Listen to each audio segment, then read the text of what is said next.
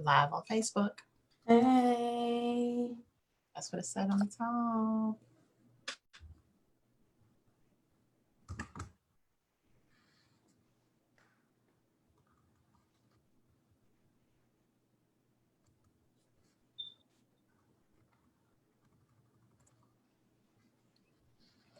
See if I see it.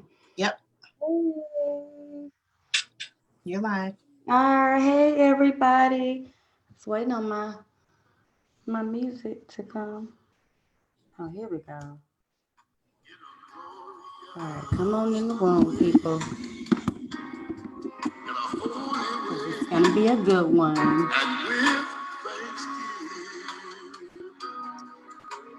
Come on in the room. My heart and soul. A sanctuary, Lord, just for you.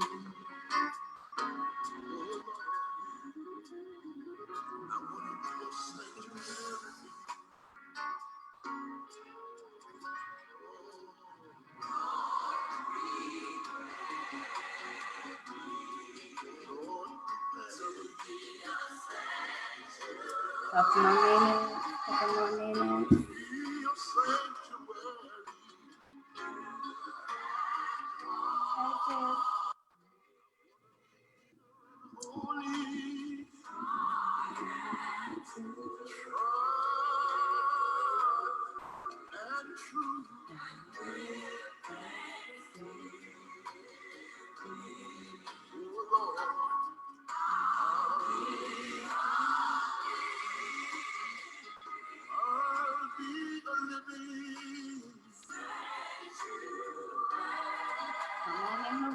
Come on in the room.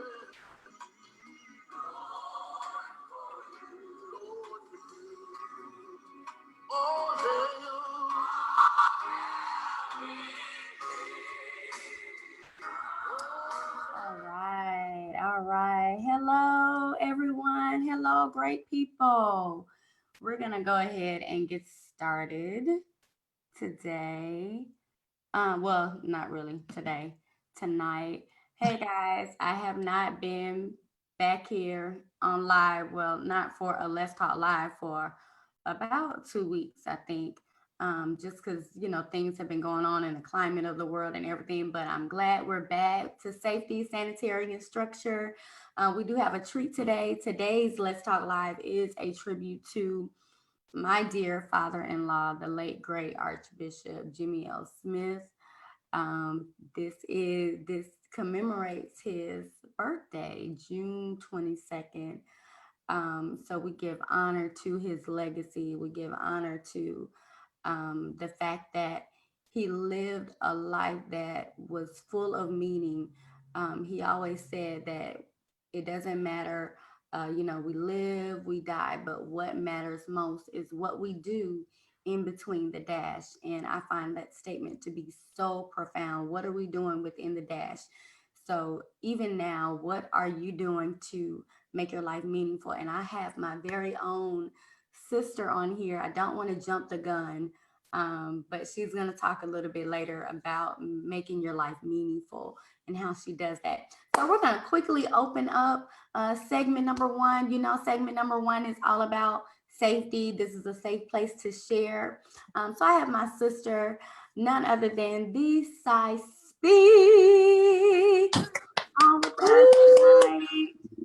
Thank you for allowing me to be a part of this wonderful, special episode of Let's Talk Live. It is such an honor to be a part of it. So thank you. Yes. And Sorrel is so near and dear to me, not only because she is my dance sister, but also because Sorrel is a kidney warrior. And my father-in-law, Archbishop Jimmie L. Smith, he was himself a kidney warrior as well.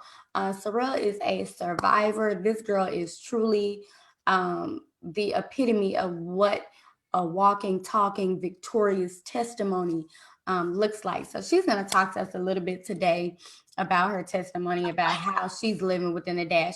But before we get started, we got to talk a little bit about what's going on.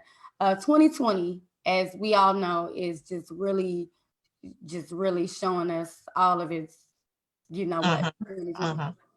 So first, I want to address, now this one is kind of sticky, and I'm a little timid, but I'm going to address it anyway, I know a lot of people saw the pastor of Passion City Church, and I cannot pronounce his name. Giglio? This is okay. Giglio. So, yes, Giglio. So he had sat down in an interview with Lecrae, who was with the Passion City's pastor, as well as Dan Cathy, owner of Chick-fil-A. And they had a very insightful discussion about white privilege. And I'm going to pull it up real quick. So just a quick excerpt. And I hope you guys actually saw the interview and read for yourselves, and not just went with the propaganda of what media show, because a lot of time media will get you all hype, and your Facebook friends will get you all hype, and you don't even know what you hype about. We just all hype in here together. But it says Atlanta megachurch pastor Louis Giglio set off a firestorm this week when he suggested during a recorded event at his church that the phrase white privilege could be replaced with the phrase white blessing. Now, the media took that and had a tailspin, and a friend of mine, actually a couple of friends of mine, are members of that church, and they are Black. And they actually said to be there, to actually sit in the audience and to see what was going on, to see the conversation. That was not the intent of the conversation at all. So Sorrel, did you see the video? Did you see the interview, or have you had a chance to read up on it? I saw the interview because Lecrae was at my former church the week prior, so they streamed it. And okay. One, I knew who Pastor Giglio was before he started the church, so I think it was what he was trying to say. His verbiage was off with just a blessing, but the heart of the message was not that it was a blessing. Right. Like you said, when you saw it on social media and when my friends was talking about it, they were mad at him. They were mad at Lecrae. They were, let's boycott Chick-fil-A. But I'm like, look at the entire message before you formulate an opinion, because right now we're so triggered. Anything will set us off. We just looking, we waiting for people to just say the wrong thing. And it's cut me off in the car if you want to. No, I'm just... right. So if I would have just based it upon the clip, it would have been a canceled immediately for all of them. Whole thing canceled, But because I saw it in its entirety, I was like, And it makes me think so many times our brothers and sisters who are not our non-Black brothers and sisters are sometimes, and I'm not speaking up for those who are silent, but sometimes they are a little hesitant to say something for fear that they will say the wrong thing. So my message to them would be, you probably want to run it by your Black friends first, and just make sure you sound right. Maybe have a PR, especially if you're in the limelight. You probably want to have a PR person to kind of help with those type of things. So that was just a case of he meant well. I believe his heart was in the right place. Just maybe a different choice of words, maybe wording it a little bit differently. I know what he was trying to say, but blessing. But y'all, come on, y'all, give some. It was the word blessing. That word blessing. And then not a blessing. And then, Mr. Cathy was so excited that in his attempts, he's so, okay, let's fix it. Let me humble myself and serve you. That he's missing the mark. So it's like, okay, those who are our brothers and sisters who are of a different persuasion, in their efforts to try to say we stand with you, some of them are trying to do anything And some of that is coming across as inappropriate as well. It's inappropriate and desperate. Right. And it's like, let's have a real sit down conversation, because we need legislation. I don't need you to shine. Let's change policies. Right. Let's go march. Don't be no free food. Let's get to the point where you eliminate race on applications. Exactly. Let's drop African in front of American. If we were born here, can we just be American like everyone else? Yeah. So, that's I'm with Marcus Garvey. We can go ahead and go back. But anyway, I don't want to digress. So 2020.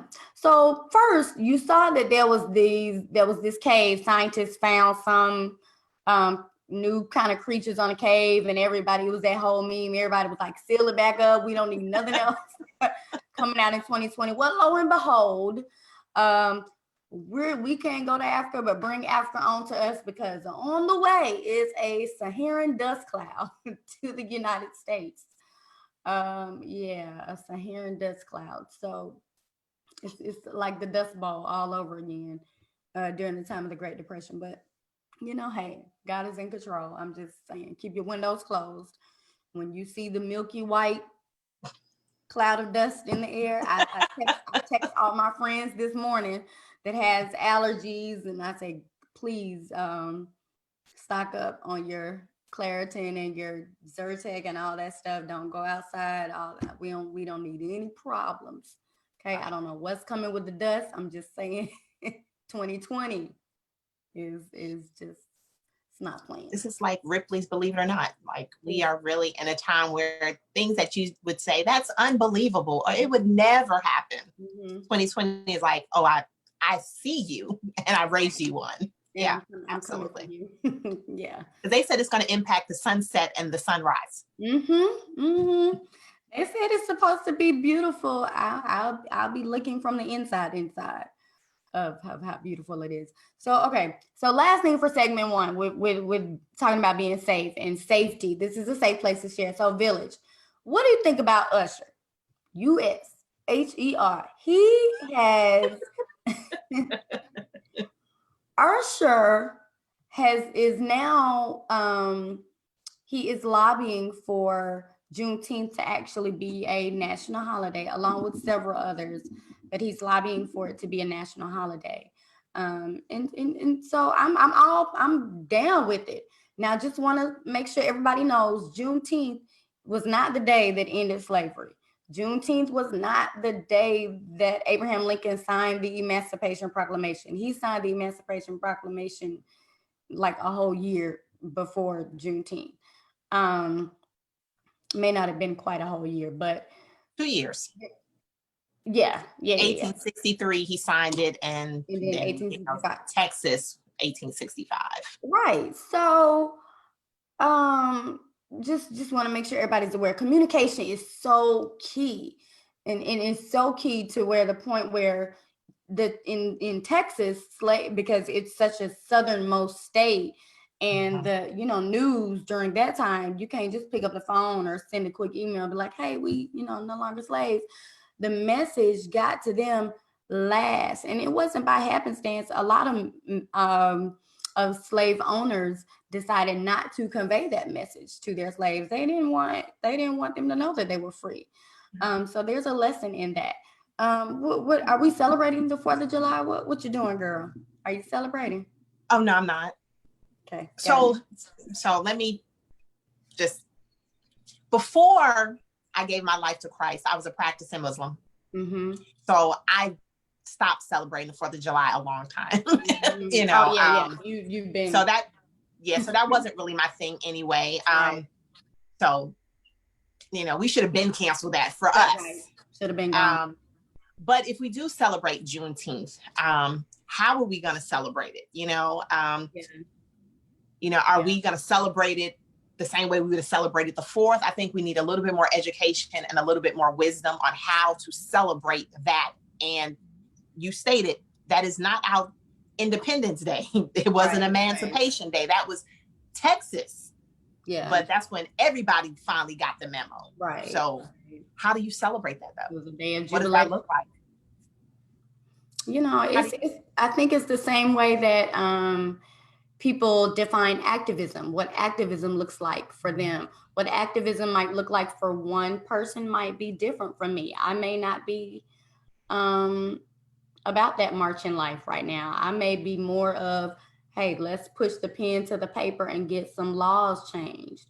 Or I might not be the admin type, and I might be the type that's going to get out there in the physical front lines and go out there and march or whatever. I think it's the same thing. You can't really dictate how to celebrate, I don't think, but I do think that, like you said, it's important that we educate ourselves on the reason why we're celebrating, not like that we're not just out here having a big party or barbecuing or whatever we're going to do just for the sake of everybody else is doing it. I think it is a reason to have jubilee, but not to get complacent in that celebration. Right. Because although we've made progress, we have not arrived. There is always progress to be made, but we do celebrate those milestones. So I do think it's important that we do that. But I think also, as we celebrate and we become aware, we need to also find out exactly what the 13th Amendment say. Yes. I think everybody has quoted just a little bits and pieces of it and not understand the fullness of it. And once they understand the fullness of it, they're like, hey, we need to go back to the drawing board. We need to go back and ratify some things. Absolutely. Right. And why is this a law? Right. This should just be life. Because Congress at any time can just be like, hey, let's put it back on the books. Yeah. We need to push get it off the books. Let's be right. And it doesn't expire. Exactly. And that's the crazy part. Like, they have to keep defending that. And it's unfortunate, but neither here nor there. It's still there. So yeah, we can talk about this all day because anyway.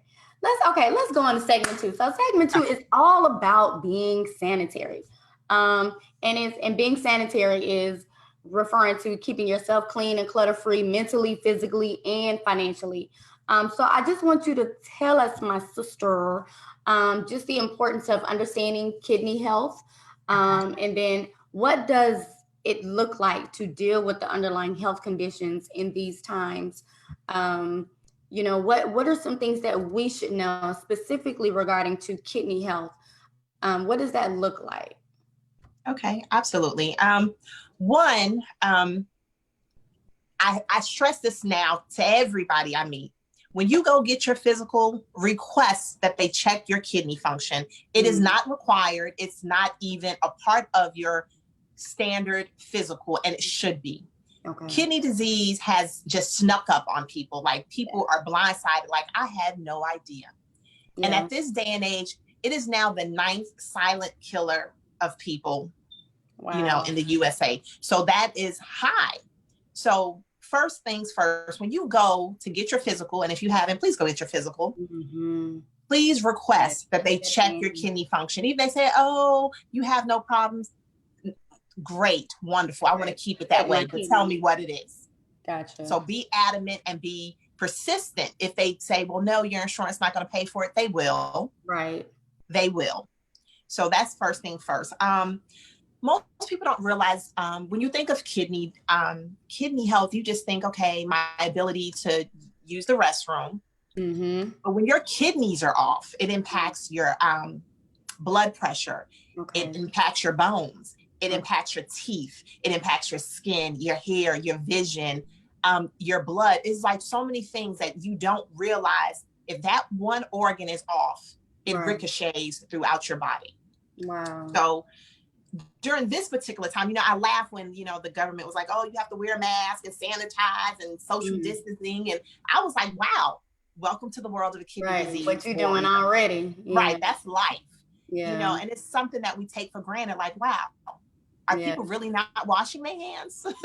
And they really weren't. They really weren't. And I think it's so important that we understand that.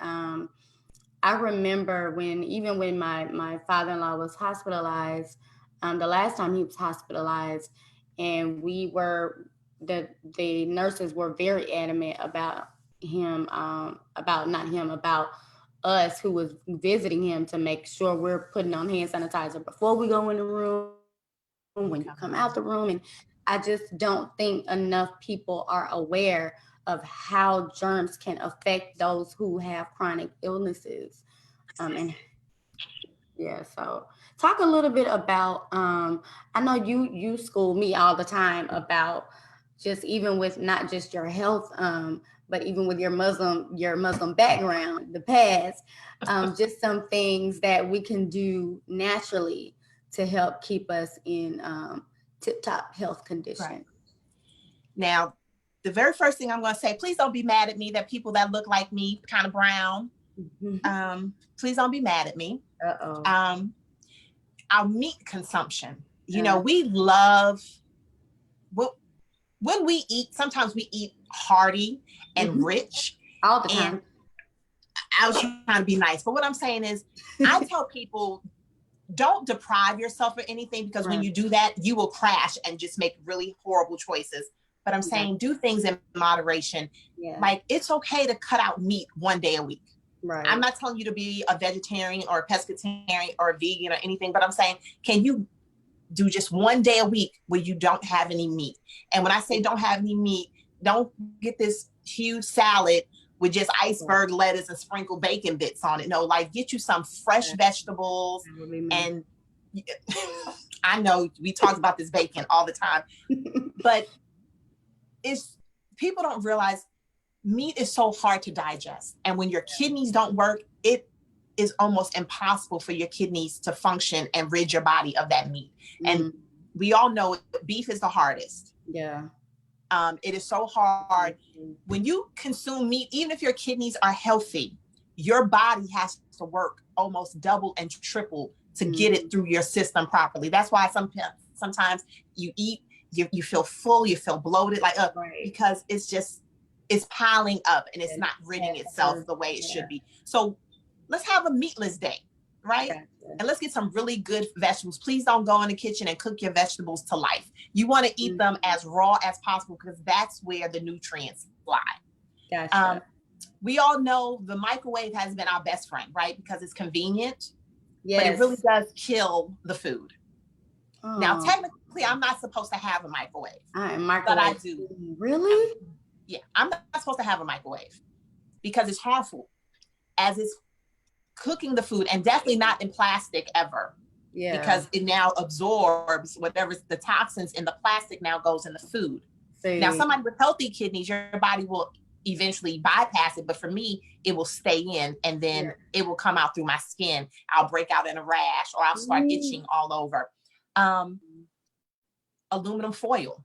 We all heard that about aluminum foil. Aluminum foil is really not something we're supposed to have in our house. It's convenient, but it's toxic to everybody. It doesn't matter if your kidneys are damaged or not. Aluminum foil is toxic because it's the aluminum. Our body does not process that well on any level. Wow. After a while, it will accumulate. You may get an acne pimple. You know what I'm saying? It will show up somewhere. I cook my bacon on aluminum. Okay. Ma'am, fire gasoline altogether. Thank you. So if you're going to cook, you know, if you can get like glassware, you know, that's helpful. And, you know, right now, if you're on a tight budget, see, that's where I try to help my fellow warriors. If you're on a tight budget, Dollar General, Dollar Tree, you can find those things there. You don't have to go broke to live healthy. I promise you, I live what I'm speaking. Please check your toothpaste, your deodorant, and your lotions. Okay. You'd be surprised how high in aluminum they are. We go to the dentist, and what's the first thing they do? They give us a fluoride treatment. Fluoride is harmful to our bodies, even without a kidney disease. Now, I'm not a medical doctor, so this is a disclaimer, but I'm telling you, this is what I'm living. This is what my doctors tell me. Yeah. If you consume too much fluoride, that's why it tells you use a pea size and don't ingest, because it's harmful. It's a toxin to the human body. So you want to be mindful. So now everything that I try to do, aluminum free. I may pay a little bit on the front end, but I live longer on the back end. You see what I'm saying? Exactly. it's just surprising to me, because even when you're telling me these things that the doctors are telling you as a kidney warrior, I'm just like, why is more of this not common knowledge to everybody? You know what I mean? But slowly but surely, a lot of things are coming out in the medical world, as far as they're releasing things that we should know about taking care of our bodies. But those same things that you would tell someone with a chronic illness should be routine explanations for really anyone who's physically, trying to be fit, or who's trying to just be well, period. And that's everybody. So right. Even go ahead. No, go. No, the reason why they're not telling, so when I first started dialysis, I went to the clinic 3 days a week. I remember that. By me just sitting in the chair without any additional medications is $6,000 right off the rip. Wow. So I went 3 days a week. They knew automatically they were going to get $6,000 per session. So that's $18,000 a week for one person. And no dialysis patient is able to do treatment without additional medication. So they were coming anywhere from 18 to 20,000 plus a week for one person. So it's lucrative. I look at, when I sit in these meetings and all the advancements that we're discussing, oh, well, we don't have funding. There's no way you don't have funding, but you get more money by us not being well. That's why I tell people all the time, be your own healthcare advocate, because your doctor, no matter how friendly, loving, and amazing he or she may be, they get paid off of you not being well. Like my team gets frustrated with me because I'm like, everything you're suggesting to me, will you give that to your mother, your wife, or your children? Right. So let's start there. But right. We don't want to scare the people, but there's little things, and it's important things. You know, water is not always the best tasting beverage, but it really is your lifeline. And you don't always have to drink it. It's for us. Watermelon, apples, cranberries, cherries. You can consume your water, but you got to get it in. Yeah. And I think I missed that because I'm a big coffee drinker. Yes. But we need the water. Yeah. And I get water when I drink my coffee. Nope. Let me pause you. Right. The water that comes through the coffee beans. I get it in. No, that's not going to work, but it sounds great. And then it's warm too. You know how they say to have your warm water first thing in the morning? I have coffee. So I have my coffee bean and the warm water mixed together. I love it. No, super healthy. It's not quite that. I like where you're going, but no. But if you could do, and it's not the most, if you remember nothing else, the goal is not to eat for taste, but it's eat to live. And I think we forget that. Like, we consume food because it tastes great, because I like to eat. Food is my friend. Right. But I have learned now at this point in my life that just because something doesn't taste good, if it's good for me, I'm gonna suck it up and take it. Like I do wheatgrass and I do sea moss, and let me tell you, they taste horrible, but they're amazing for my body. And that's the thing. And if you have children, train them now so they'll know. That's good. This is good for my life. This sustains my life. I can enjoy the things that I like, but I need this for my health. Right. So yes, ma'am. Girl. This good stuff, man. So this is good stuff. I we could talk all day. I'll probably call you when we get out the interview. And you can still have your coffee, but start it off with your water first. Listen, I will have that coffee as soon as I finish. I drink coffee every day, but I do warm water with either lemons or oranges in it. Key limes are even better than lemons. Really? Yeah. Okay. Yes. I'm gonna have to go get me some limes. Key limes. Get that key limes, you said?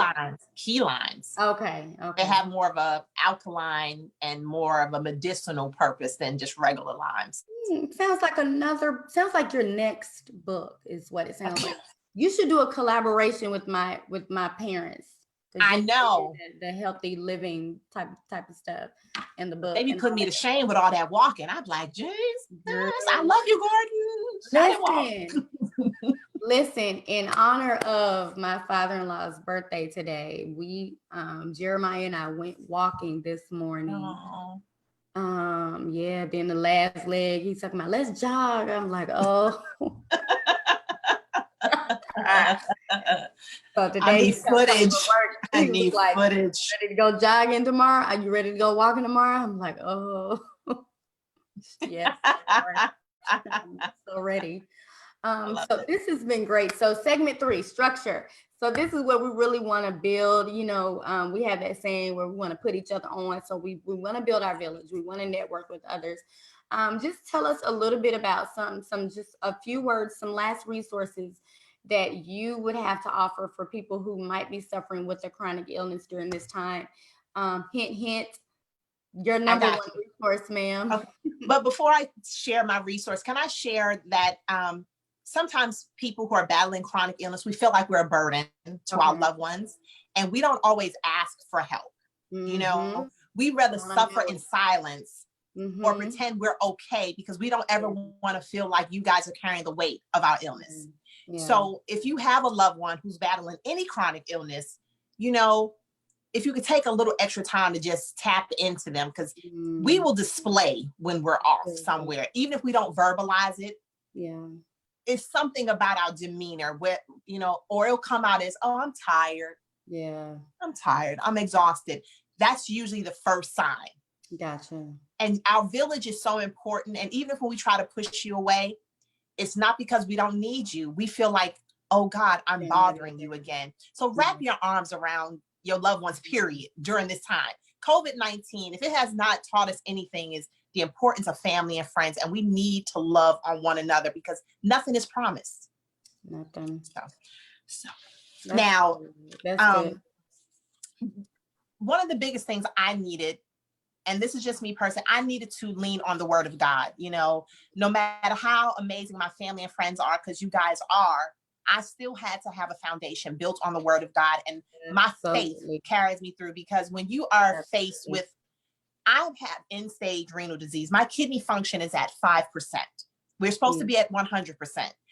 And I am amazed at the things that God has allowed me to do, because at this stage, there's things I'm not supposed to be able to do that I do. And I don't take it for granted that when you look at me, you don't know if I don't share it. So I do know that I'm a walking, breathing, living testimony. And I also don't want people to look at me and think that kidney disease isn't serious. It is a life and death situation, but I choose to see life. You know, most people don't realize dialysis is a form of life support. Now I walk by faith. Now I believe that I could stop treatment and God will spare my life, but I won't test him. You see what I'm saying? You will not. I won't. But what I'm saying is, it is serious and it is life and death, but I know that God is greater. Yes, and in the midst of that, I've encountered people that are sad, depressed, and ready to give up. And I'm like, it's one thing somebody's telling you to, oh, keep going. Oh, but I'm living it with you. And I like to say, I'm living this out loud for the glory of God. So he gave me the grace through the heavy nudging of my sister, Dawn.